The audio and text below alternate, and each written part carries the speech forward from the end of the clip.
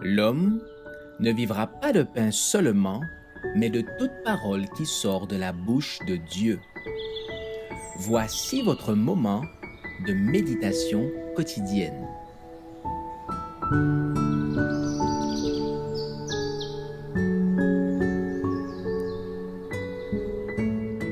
Avec Dieu, chaque jour.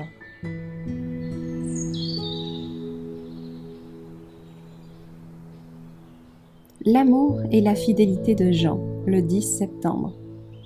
Et nous avons connu l'amour que Dieu a pour nous, et nous y avons cru. Dieu est amour, et celui qui demeure dans l'amour demeure en Dieu, et Dieu demeure en lui. 1 Jean 4, verset 16. L'amour confiant, le zèle désintéressé, que manifestèrent la vie et le caractère de Jean, offre à l'Église chrétienne des leçons d'une incomparable valeur. Certains peuvent prétendre que l'apôtre possédait cet amour indépendamment de la grâce divine. Cependant, Jean possédait par nature de sérieuses imperfections de caractère. Il était orgueilleux, ambitieux, prompt à ressentir la plus légère offense. Jean désirait devenir semblable à Jésus. Et, grâce à l'influence transformatrice de l'amour du Christ, il devint doux et humble de cœur. Son moi se cachait en Christ. Il était intimement uni au vrai sceptre, vivant, et il devint ainsi participant de la nature divine. Tel devrait toujours être le résultat de la communion avec le Christ. Là réside la vraie sanctification. Si grave que soient les défauts d'un homme, s'il devient un véritable disciple de Jésus, le pouvoir de la grâce divine le transforme et le sanctifie. Mais lorsque certains fidèles se déclarent chrétiens et que leur religion ne parvient pas à les améliorer, à en faire les vivants représentants du Christ par leurs tendances et leur caractère, ils ne sont pas dignes de lui. Jean possédait la véritable sanctification. Et cependant, remarquez que l'apôtre ne se prétend pas sans péché.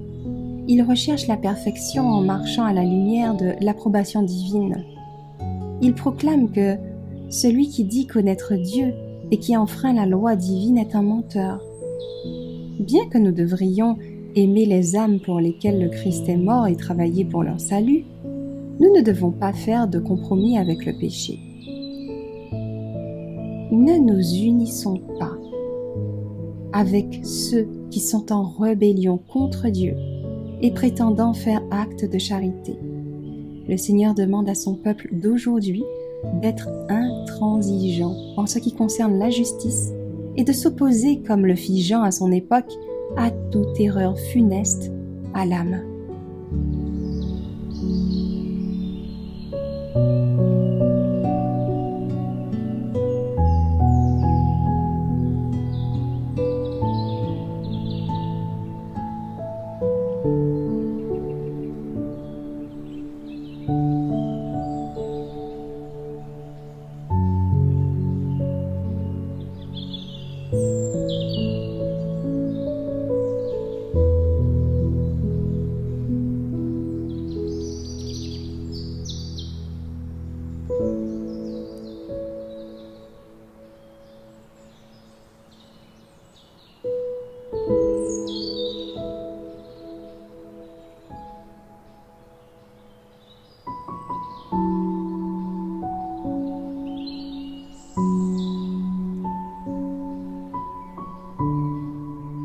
Merci d'avoir écouté cette présentation.